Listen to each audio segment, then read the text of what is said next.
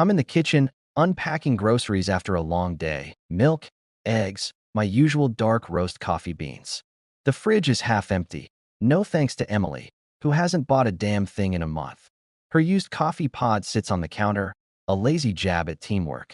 The sink's a disaster, plates crusted with last night's lasagna, a couple of mugs, her wine glass half full, abandoned like she doesn't care who cleans it. It's Thursday evening in our Denver suburb home. The kind of night where you're too beat to cook, but too stubborn for takeout. Emily's at the counter, scrolling her phone, thumb flicking like she's erasing me. Her blonde hair's in a messy bun, and she's in that oversized hoodie I can't stand. Not for the look, but for what it means, she's checked out. She hasn't bought milk in a month. I'm not her butler. I step closer, not crowding, and rest my hand on her waist. Light, no pressure. Hey, I say, my voice easy, no edge. It's been a while since we've had any warmth, Em. No real talks, no random hugs. How about we just hold each other? No reason needed. She doesn't look up.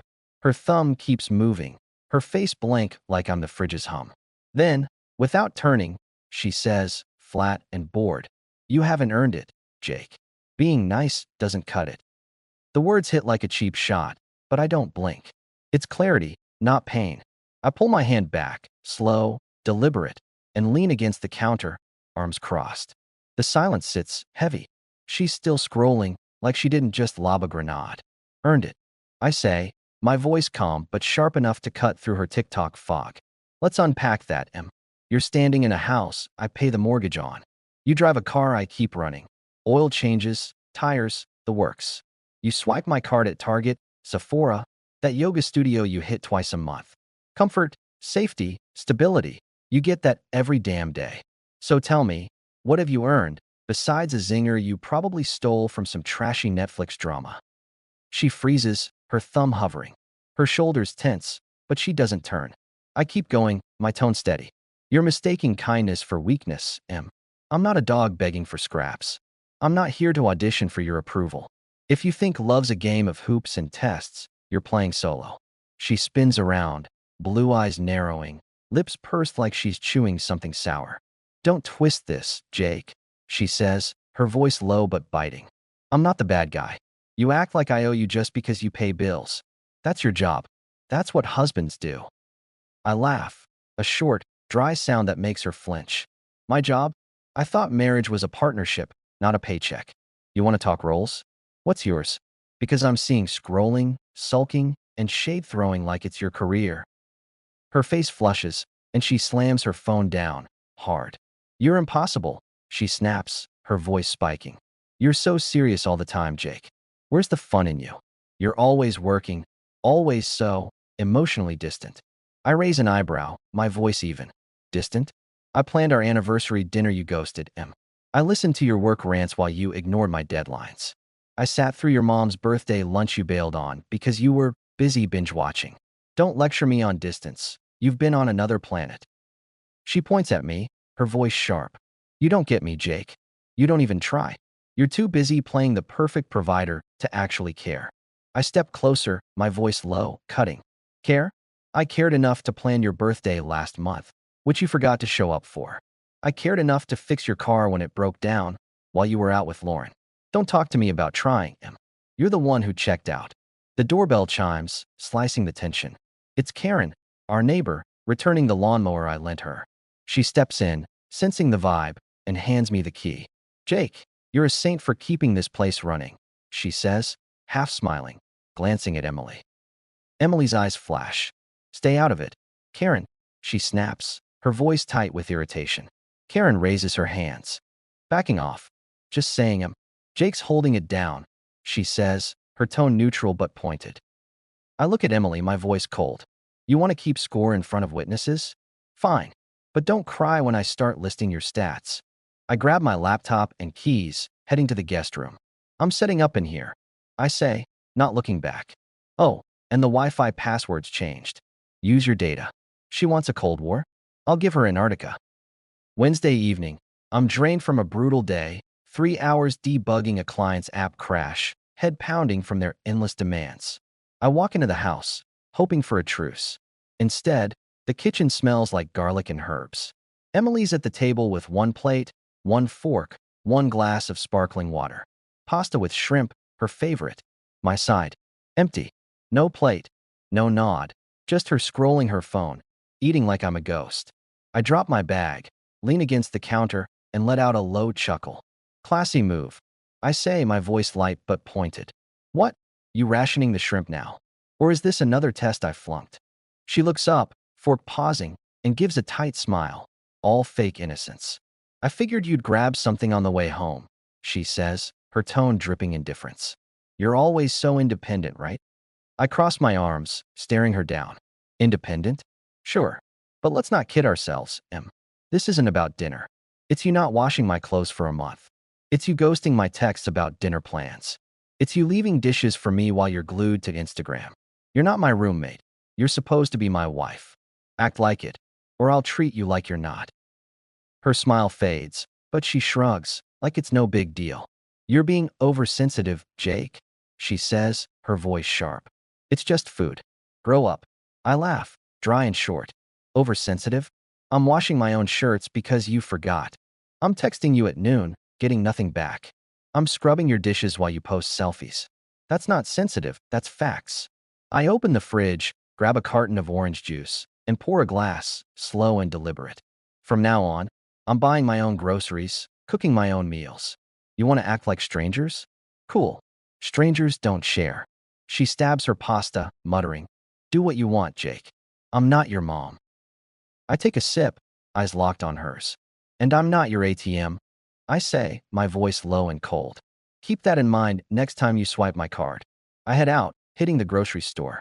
I grab coffee, frozen burgers, a six-pack of Coke, my stuff, my rules. Back home, I stack it all on the left side of the fridge, writing Jake on the coffee bag with a Sharpie. She'll see it every time she opens the door. I text Mike, my buddy from the dinner later, and made herself dinner. Solo. I'm done playing chef. He replies, No food? Bro, she's icing you out. Time to bounce. I text back, she's in it for the Wi-Fi and my card. I'm done. She wants to draw lines? I'm drawing a whole damn map. Friday, I'm packing a cooler for Nate's barbecue. Burgers, brats, Cokes, simple stuff. Emily's sprawled on the couch, phone glued to her hand. As I zip the cooler, she speaks without looking up. If you go to Nate's, don't expect me to be all smiles tomorrow night, she says, her voice laced with that fake casual threat she's mastered. I pause, cooler in hand, and turn, leaning against the wall. Let me get this straight. I say, my tone steady but mocking. You're saying I can't see my brother unless I jump through your hoops? Em, you're not a prize I win. You're my wife, or supposed to be. Right now, you're acting like a landlord who forgot I own the house. Her head snaps up, eyes wide, caught off guard. That's not what I meant, she says, her voice wavering. Then what did you mean? I press, stepping closer, my voice calm but unrelenting. Because it sounds like you're trying to control me with ultimatums. Newsflash, I don't negotiate with threats. I'm going to Nate's. You want games? Play them solo. She opens her mouth, then closes it. No comeback. I grab the cooler and walk out. The door clicking shut. She wants traps? I'm not stepping in them. Nate's backyard is a slice of normal. Kids kicking a soccer ball, screaming, his wife, Jen, passing out lemonade. The neighbor, Tom, cracking dad jokes by the grill. Springsteen's humming from a Bluetooth speaker. Nate, 3 years older, gray in his beard, is flipping burgers. He glances at me as I lean against the deck railing, sipping a Coke. You look like you're carrying a storm, he says, his voice low, not pushing. I shrug, cracking a half smile. Just navigating choppy waters with him. She's rewriting the rules. He raises an eyebrow, tossing a burger onto a bun. Rewriting how? I give him the rundown, her earned it, jab, the solo dinner, the ultimatum. Jen overhears, setting down a tray of veggies. Jake, maybe she's just stressed, she says, her voice cautious. You can be kind of intense, you know? I nod, keeping my tone even. Intense.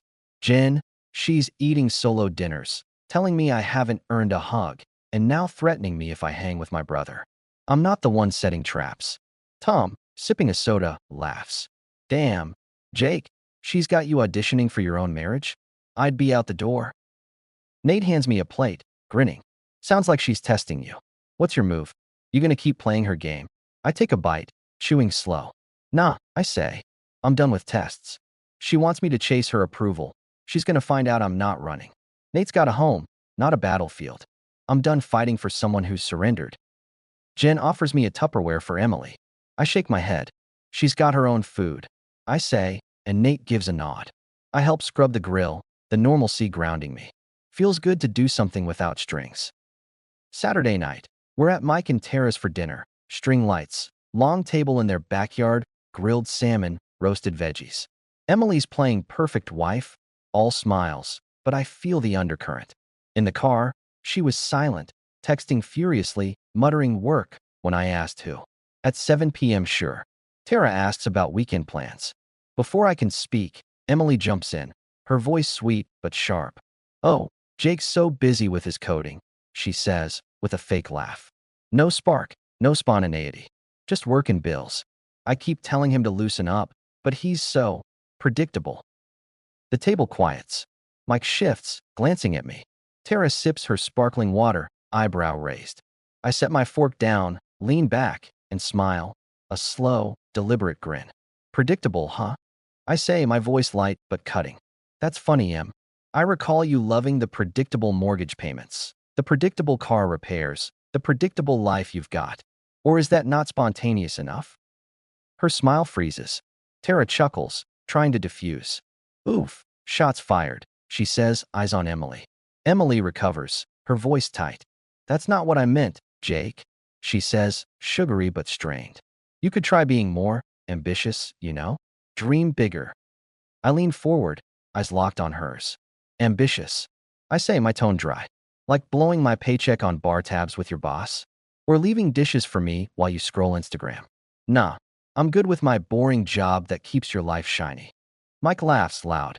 Damn, Jake, you don't mess around. Tara jumps in, nervous. Okay, let's keep it light, guys. Emily glares at me, her voice low. You're embarrassing me, Jake. I don't blink. Embarrassing you? You're the one throwing shade in public, Em. I'm just matching your energy. Ball's in your court. I take a bite, letting the silence hit.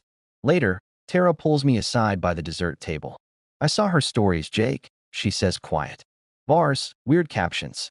She's different lately. I nod. Different's one word for it. I leave early, citing a work call. At home, I check our joint account. $1.50 at a bar, $30 at a boutique, all her. I cap her card at $100. Let's see how she likes budgeting. Monday, I'm in the break room at work, grabbing coffee. Sarah, my coworker, slides in, data analyst, sharp as hell. Heard from Nate you're in a rough patch, she says. Pouring a cup. You good? I stir my coffee, leaning against the counter. Rough's one word. I say. M's rewriting the marriage contract, and I'm not signing. Sarah raises an eyebrow. Don't let her gaslight you, Jake. She's pushing to see how far you'll bend. You're not the bending type. I nod. Appreciate it. I'm not bending. Just figuring out what's worth saving. She gives a half smile, half warning. You know your worth. Don't let her make you forget. Sarah's right. I'm not the one who needs to prove anything. Tuesday morning, I'm making coffee when Emily's phone buzzes on the counter. A text from Greg. Work, lights up. Drinks tonight? You seemed off yesterday. I don't snoop, but I don't ignore it. I wait. She grabs her phone, eyes flicking to me. Greg's checking in, huh? I say, my voice casual but pointed. He worried about you? She stiffens, her voice too quick. It's just work, Jake. Why do you care? I sip my coffee, staring her down. I don't. I say, my tone flat. But when your boss texts at 7 a.m. about drinks, it's not spreadsheets. You want to play coy? Fine. Don't expect me to play dumb. She grips her phone, her voice sharp. You're paranoid. It's nothing. You're making a big deal out of a text. I laugh, short and dry. Paranoid? I'm observant.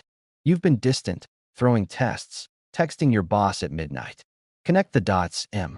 If it's nothing, why's your face screaming guilty? She storms out, muttering about me being ridiculous. She's slipping, and I'm not blind. Wednesday night, Emily tries a new play. I overhear her on the phone with Lauren earlier, saying, I'll do a big dinner, get him back on track.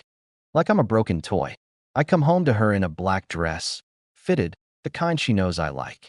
The table's set, candles, 2 plates, sparkling water. She's smiling, all warmth, like we're back in year 1. I stand in the doorway, bag on my shoulder. What's this? I say, my voice neutral but skeptical. Cold War to candlelit dinner? What's the angle, Em? Her smile falters, but she pushes through, her voice soft, flirty. No angle, Jake. I miss us. Can't we have one good night? I set my bag down, cross my arms. Miss us? I say, my tone dry. You didn't miss us when you cooked for one or threw shade at Mike's. This isn't a fix, Em. It's a performance. She steps closer, her voice pleading. I'm trying, Jake. Why can't you meet me halfway? I shake my head, my voice steady. Halfway? You've been sprinting the other way, solo dinners, public jabs, texting Greg at midnight. This dinner's not a fix. It's a costume. My phone buzzes. Lauren, texting. Jake, ease up. She's trying tonight. Don't be a jerk. I reply. Trying's not candles. It's respect. Stay out of my marriage. Emily's eyes flash. You're pushing me away, she snaps, her voice sharp. I'm trying, and you're just cold. I step closer, my voice low. Cold. I'm done with your games, Em. You want to fix this? Start with respect, not candles. I'm not your mark. I grab my keys, locking my laptop and books in a safe. Enjoy your dinner, I say over my shoulder. She wants to play house. She'll do it without my props. Thursday evening, I'm in the living room, working on my laptop when the doorbell rings. It's Lauren, Emily's best friend, all righteous energy, her dark hair pulled back tight. Emily's on the couch, silent, letting Lauren take the lead. Jake, we need to talk, Lauren says, her voice firm, like she's here to save the day. I close my laptop, leaning back. Talk, then, I say, my tone calm but pointed. But make it quick. I've got work. Lauren crosses her arms, her voice sharp. You're breaking her, Jake. She's trying. Dinners, dressing up, and you're just shutting her down. What's your deal? I laugh, a low, dry sound. Breaking her? Lauren, she's breaking herself. Solo dinners while I'm at work. Throwing shade at me in front of our friends. Texting her boss about drinks at midnight. You're her cheerleader, not her conscience. Emily shifts, her voice small. That's not fair, Jake. I raise an eyebrow, my voice steady. Not fair? Let's talk fair, Em. I'm paying for this house, your car, your bar tabs, while you're posting Instagram stories about finding yourself. You want fair? Look in the mirror. Lauren jumps in, her voice rising. You're too harsh, Jake. She's just frustrated. You don't appreciate her. I stand, sliding Emily's phone across the table, open to Greg's texts. Appreciate her? I appreciated her enough to cover her girls' nights while she trashed me. I appreciated her enough to fix her car while she ignored my calls. Take your pep talk and go, Lauren. I point to the door, my voice cold. This isn't your stage. Lauren hesitates, then grabs her purse. Emily stays silent, eyes down. She's running out of allies, and I'm running out of patience.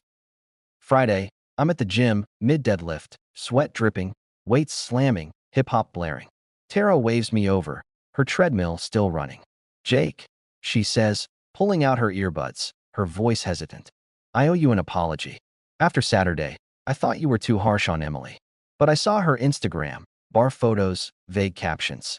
She was trashing you at girls' night, saying you're cold. I'm not buying it anymore. I wipe my face with a towel, nodding. Appreciate it. I say, my voice even. She's been running her own game for a while. Tara shakes her head. You're a good guy, Jake. She's throwing away something most women would kill for. I shrug, cracking a smile. Her loss, not mine. Dave, a gym regular, overhears, wiping down a bench. Man, you're cooler than I'd be, he says, laughing.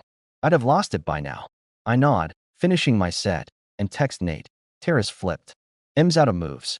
He replies, about time. Emily's burning bridges, and I'm not getting burned. Friday night. I'm home, sipping a soda, scrolling Netflix. My phone buzzes, Emily's Instagram story. She's been posting all week. Bars, cocktails, captions like living my truth. Tonight, it's her and Greg, her boss, in a dimly lit bar, sitting close. He's all slick suits and fake charm.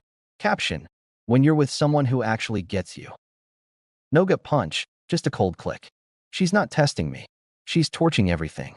I screenshot it, save it, and move. I log into our joint account, Transfer most funds to my personal one, mortgage, bills, my expenses. I cancel her subscriptions, Netflix, Spotify, her skincare box.